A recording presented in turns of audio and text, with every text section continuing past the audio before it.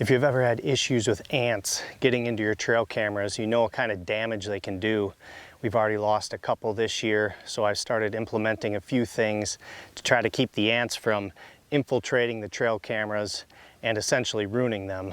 So one thing we started doing is putting some of them in boxes.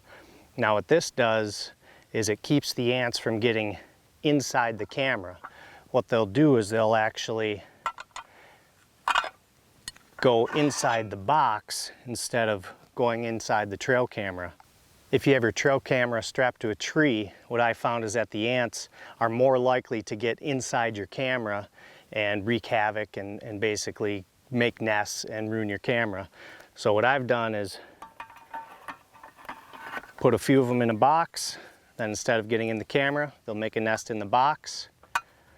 And the one thing you can do to kill the ants is just get some ant dust or ant spray, spray it right in the box, and it'll prevent them from getting in there or kill them if they did get in there already.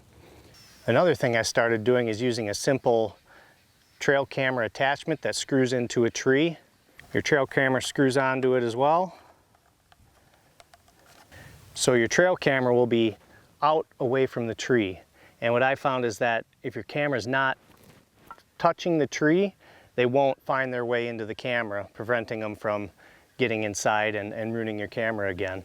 But another thing you can do is, if you're using this type of mount, is spray around it with ant killer, and that'll prevent them from finding their way to your camera.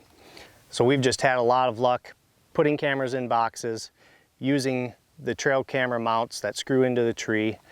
It definitely keeps the ants away and keeps the trail cameras snapping photos.